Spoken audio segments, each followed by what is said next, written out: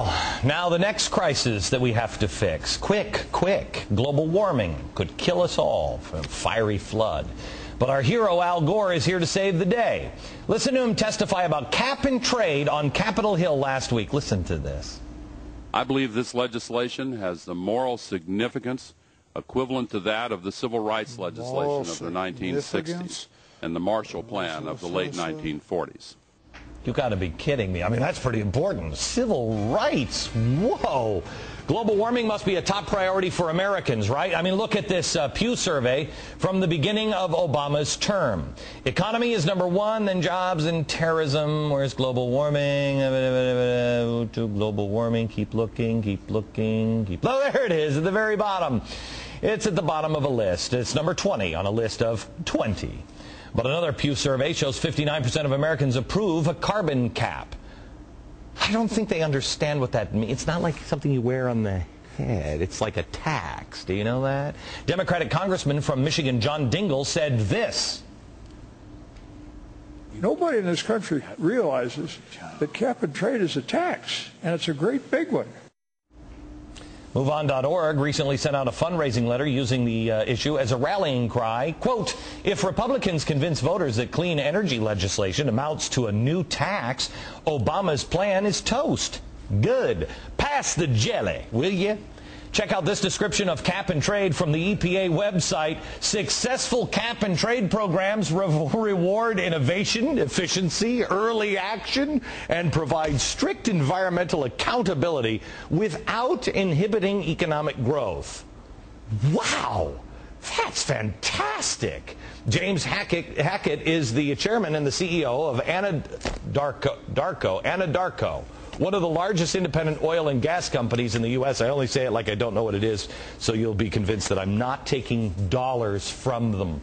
But James, apparently 100% of your check comes from big oil. James, cap and trade, not a tax?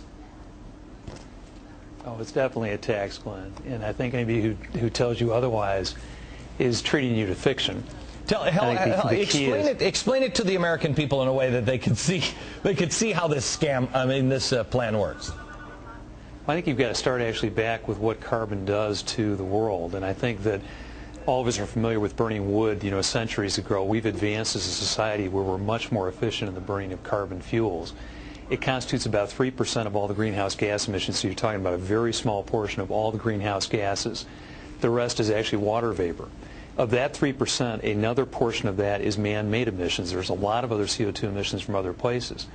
And it's a life-giving form, as many of us know, because plants use it. We breathe it about every 3 seconds. We exhale it. Yeah, hang on just a second. Hang on. Let me just interrupt. James, I'm sorry to interrupt. America, I'm gonna harm the planet. I'm gonna give some CO2 off. Ready? Dangerous. That should have been bottled and kept away from the planet because that's a dangerous gas. Okay, so anyway, you were saying? Well, and I think all of us can agree that man-made emissions can't possibly be good. But it means at what cost do we change that model that has taken us over a century to build? And our view is we were original climate reporters and founding reporters in the climate registry. We've got the largest CO2 sequestration project in the world in Wyoming that we're taking CO2 that would otherwise be vented in the atmosphere. We're a founding member of the American Carbon Registry. Wait. So that's sequestering it. That would be right, holding your breath.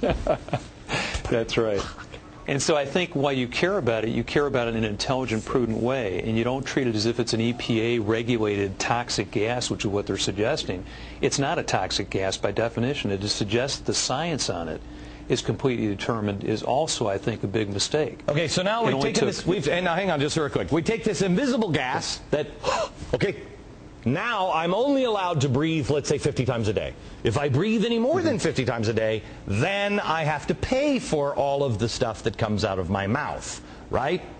If I only breathe 30 times a day, well, then I can sell those extra 20 breaths to somebody else that wants to breathe 20 times more than 50, correct?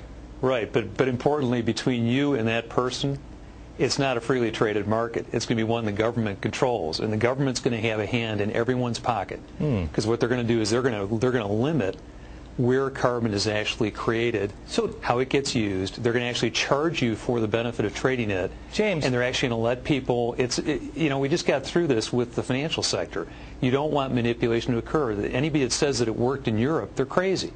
Okay. In Europe, they gave away all sorts of free allowances. They messed the whole thing up. It's subject to manipulation, huge bureaucracy. Okay, but may I just point out, why should you listen to him?